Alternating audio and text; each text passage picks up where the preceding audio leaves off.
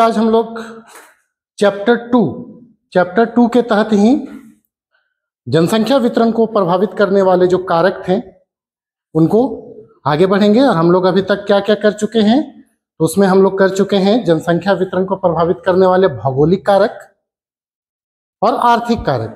ये दोनों चीजें हो चुकी हैं आपकी, ठीक है। अब अगला जो हम लोगों का होगा वो होगा कौन सा, सामाजिक सांस्कृतिक कारक। तो तीसरा जो कारक है, फैक्टर है, जो कि कहीं भी जनसंख्या वितरण को प्रभावित करने के लिए, उसको बसने के लिए इत्यादि के लिए करती है, तो वो तीसरा फैक्टर है सोशल कल्चरल फैक्टर, यानी सामाजिक, लिख लेंगे आप लोग, सामाजिक और सांस्कृतिक कारक, सामाजिक सांस्कृतिक कारक। इसी पे हम लोग बात करेंगे आज। अच्छा, आपको बता रहे हैं ये जो क्लास हम लोग का है, तो ये क्लास किस किस चीज के लिए इंपॉर्टेंट है वो आप जान लीजिए, ठीक है। सबसे पहला तो आपका एकेडमिक के लिए ध्यान देंगे, सबसे पहले आपके एकेडमिक के लिए 12th क्लास के लिए इंपॉर्टेंट है। आगे चलिएगा, आप अगर ज्योग्राफी लेते हैं तो आपको बीए में सेमेस्टर 2 में एक काम आएगा, सेमेस्टर 2 में, अभी से आपको बता रहे हैं। नेक्स्ट जाइएगा तो आप मान लीजिए यूपीएससी, जेपीएससी या फिर कोई भी अदर पीसीएस या कॉम्पिटिटिव एग्जाम लिखते हैं, कॉम्पिटिटिव एग्जाम लिखते हैं, तो उसमें ये चैप्टर जो अभी से शुरुआत हो चुके हैं आपके, सारा इंपॉर्टेंट है और सारा इसमें आपका लागू होगा, ठीक है।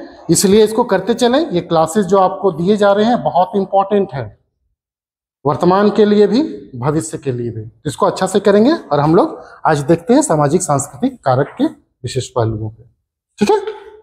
तो देखिए, हम लोग लिख लिए हैं इसको, आप लोग भी लिख लिए होंगे, इसको समझ लीजिए थोड़ा सा। सामाजिक सांस्कृतिक कारक होते क्या है, तो सबसे पहले इसको हम लोग परिभाषित किए हैं पूरी तरह से। चीजों को जब तक हम लोग परिभाषित नहीं करेंगे समझ में नहीं आएंगी चीजें। तो इसमें आप देखिए, सामाजिक सांस्कृतिक कारक से तात्पर्य उन समस्त कारणों से है, ध्यान दीजिएगा, ये कॉजेज है और ये फैक्टर है।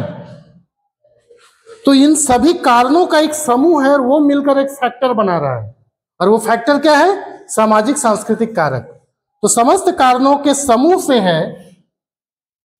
से है जो लोगों को किसी निश्चित भौगोलिक, कोई भी सर्टेन भौगोलिक क्षेत्र है वहां पे निवास करने या बसने के लिए किस स्तर पर, तो समाज के स्तर पर और संस्कृति के स्तर पर प्रत्यक्ष रूप से प्रभावित करता है, ठीक है। मान लीजिए कि कुछ ऐसे कारण हैं जिन कारणों से प्रभावित होकर लोग कहीं पे बसते हैं, और वो कारण क्या है, समाज के स्तर से, संस्कृति के स्तर से, ठीक है।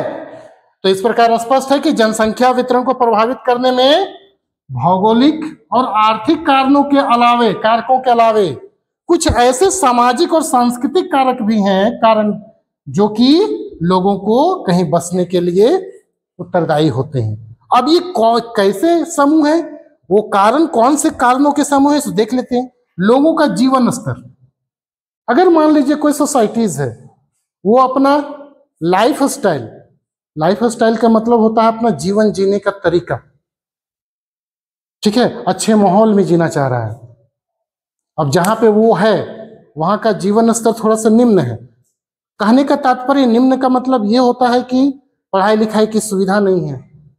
अब सुविधा नहीं तो वहां पे शिक्षित लोगों का समूह नहीं है, तो लोग वहां से हटना चाहते हैं, समझ रहे हैं, दूसरे जगह जाके माइग्रेट करना चाहते हैं। तो वो हो गया जीवन स्तर। अगर रोजगार की प्राप्ति हो गई तो रोजगार प्राप्ति होने के बाद भोजन, कपड़ा, मकान, ये 3 मूलभूत आवश्यकताएं हैं। ये मिलने के बाद अगला होता है शिक्षा, एजुकेशन। हालांकि अभी वर्तमान में शिक्षा ज्यादा इंपॉर्टेंट है, ठीक है। तो उसको प्राप्त करने के लिए लोग जाता है कहीं पे, तो जहां पे नहीं है वो सुविधाएं, उसको प्राप्त करने के लिए क्या करेंगे, दूसरे जगह में माइग्रेट करके बसते हैं। तो पहला चीज वो हो गया। सामाजिक समरसता, सामाजिक समरसता मतलब होता है समाज में, समाज किससे बनता है, परिवार से। परिवार किससे बनता है? व्यक्तियों के समूह से। समाज और संस्कृति, ये दो वर्ड है, ध्यान दीजिए, थोड़ा अगला एंगल से मैं बता रहा हूं, इस तरह ध्यान से समझिएगा चीजों को। समाज और संस्कृति ये कैसे लोगों को किसी समाज में बसने के लिए, किसी समाज में निवास करने के लिए प्रभावित करेगा। ठीक है, तो वही बन के चल गया सामाजिक सांस्कृतिक कारक। संस्कृति मतलब क्या? संस्कृति मतलब हमारा रहन सहन, हमारे पूर्वज किस चीज को फॉलो किए हैं, हमारा रीति रिवाज क्या है, वो है संस्कृति, वो है कल्चर। तो कुछ लोग चाहते हैं कि हम अपने रीति रिवाज को फॉलो करके गांव में ही रहें। समझ रहे हैं चीजों को? तो वही फैक्टर है सामाजिक सांस्कृतिक कारक। सामाजिक सांस्कृतिक कारक से तात्पर्य उन समस्त कारणों के समूह से। तो वैसे सारे कारण और उनका समूह बना दिया सामाजिक सांस्कृतिक कारक, जो लोगों को किसी निश्चित भाग में या क्षेत्र में निवास करने या बसने के लिए समाज के स्तर से और संस्कृति के स्तर पर प्रत्यक्ष रूप से प्रभावित करता है। उसमें कोई इनडायरेक्टली चीज नहीं है। ठीक है, तो स्पष्ट है इस प्रकार से कि भौगोलिक और आर्थिक कारकों के साथ साथ कई सामाजिक और सांस्कृतिक कारक हैं जो लोगों को उत्तरदायी हैं कहीं पे निवास करवाने के लिए या वहां से हट के दूसरी जगह माइग्रेट करने के लिए। माइग्रेट मतलब प्रवास कर जाना, वहां पसंद नहीं आया तो वहां छोड़ के वो चले गए। ठीक है, तो पहला कौन है? वो सबसे पहला चीज आ जाता है लिविंग स्टैंडर्ड, जो जीवन स्तर है, जो लोगों का जीवन स्तर है, किस प्रकार का जीवन स्तर में वो रहना चाहते हैं। अगर मान लीजिए रोजगार की प्राप्ति किसी परिवार को हो गई, समझिए चीजों को, अगर लोगों को किसी गांव है, समाज है, वो उसी तरह से था लेकिन उसको रोजगार की प्राप्ति हो गई, नौकरी लग गया, तो चाहने लगा बाहर जाने लगा, बाहर के लोगों से मिला, तो वहां पे देखा करे हमारा सोसाइटी तो नीचे है, तो अपने परिवार को आगे बढ़ाने के लिए वो क्या करेगा? अपने जीवन स्तर को बढ़ाएगा, पहनने का तरीका चेंज करेगा, नहीं खाने पीने का तरीका चेंज करेगा। ठीक है, अपने आप को शिक्षित बनाएगा परिवार को, तो उस स्तर से फिर वैसा जगह वो ढूंढने लगेगा और वहां पे जाके फिर वो बसेगा। तो ये हो गया लोगों का जीवन स्तर। दूसरा है सामाजिक समरसता। समाज में कैसी मधुरता है आपस में, लोग विद्वेष करते हैं, लड़ाई झगड़ा करते हैं, ठीक है, या फिर अशांति से रहते हैं, तो उससे भी जो परिवार थोड़ा सा उन्नत हो जाता है वो अपने आप को अलग जगह ले जाना चाहता है, तो वो चीजें हो गई। रीति रिवाज, वही चीज मैं बोल रहा था, कल्चर, संस्कृति यही है, रीति रिवाज। हमारा रीति रिवाज हमें किस जगह में बसना है, नहीं रहना है, वो भी तय करता है। पीछे से जो चीजें चली आ रही हैं, नहीं देखिएगा, कोई गांव है अलग अलग टोला में बटा हुआ रहता है, वो टोला है, ये टोला है, वो टोला है, वो रीति रिवाज को फॉलो करते हुए करता है जो पीछे से चला हुआ आ रहा है, तो वैसे बसते हैं लोग। अगला है कला संस्कृति। कला संस्कृति मतलब कि हमारे जीवन जीने का तरीका, त्योहार, उत्सव। जैसे जनजातीय परिवार में जाइएगा तो उन लोगों का अलग कला संस्कृति है। ठीक है, झारखंड में आप जाइएगा तो झारखंड में उरांव जनजाति है, मुंडा जनजाति है, हो जनजाति है, और एक आदिम जनजाति है बिरहोर जनजाति। सबकी अलग अलग बसने की प्रवृत्ति है। बिरहोर जनजाति कभी भी गांव में नहीं रहेगा, क्योंकि उसका अर्थ ही है जंगल का आदमी, तो जंगल में निवास करना पसंद करता है। समझ में आई बात? तो क्या हो गया? वो कला संस्कृति, उसकी संस्कृति है, वो जंगल का निवासी है, वो अपने आप को जंगल का निवासी कहलाना पसंद करता है। वो बिरहोर जनजाति, आप लोग अवगत होंगे, ठीक है, जो जंगल में फल, कंदमूल, फल खा के रहता है, रस्सी बनाता है, गांव में बेचता है, छोटे छोटे बाजारों में आके बेचते हैं, तो वो उनकी संस्कृति हुई। इसी प्रकार हर एक समाज का अपना संस्कृति है, कला है, उसके आधार पर वो रहना पसंद करता है। अगला है धार्मिक परिवेश। बहुत लोग धार्मिक प्रवृत्ति के रहते हैं, तो सोचते हैं कि हम ऐसे जगह में रहें जहाँ पे हमें हमेशा घंटी का आवाज सुनाई दे, अजान का आवाज सुनाई दे, नहीं, उससे प्रभावित होते हैं, तो उसके आसपास रहना चाहते हैं। ठीक है, इसलिए वैसे नगरों में जाके लोग बसते हैं, जैसे बनारस, अजमेर, अमृतसर के आसपास। ठीक है, ये चीजें हैं। तो ये हो गई पूरे इसका खाका हम लोगों का। तो हम लोग तीनों कारकों को देख लिए। अब भौगोलिक कारक, आर्थिक कारक और सामाजिक सांस्कृतिक कारक को हम लोग एक साथ एक फ्लोचार्ट में देख लेते हैं, तो चीजें और स्पष्ट हो जाएंगी। ठीक है, तो देखिए पूरे ये जो टॉपिक है जनसंख्या वितरण को प्रभावित करने वाले कारक, उनको इस टॉपिक को पूरा हम लोग कर लिए। उसके बाद एक फ्लोचार्ट बना लिए। इस फ्लोचार्ट में चीजें आप स्पष्ट रूप से स्मरण करके रख सकते हैं। ठीक है, तो जनसंख्या वितरण को प्रभावित करने वाले कारक कौन कौन हैं? ठीक है, सबसे पहला क्या है? तो इसमें सबसे पहले हम लोग क्या किए? कारक को परिभाषित किए हैं। इसको हम लोग सबसे पहले परिभाषा की। तो ये ध्यान रखिएगा कि सबसे पहले इसको भी हम लोग परिभाषा किए हैं, उस परिभाषा को भी आपको देना है। ठीक है, उसके बाद क्या चीजें हैं? तो भौगोलिक कारक। भौगोलिक कारक में जल की उपलब्धता है, भू आकृति, जलवायु और मृदा, इसमें हम लोग डिटेल बात कर चुके हैं। आर्थिक कारक में खनिज, नगरीकरण, औद्योगिकरण, इस पे भी हम लोग डिटेल बात कर चुके हैं विथ एग्जाम्पल, फिगर के साथ।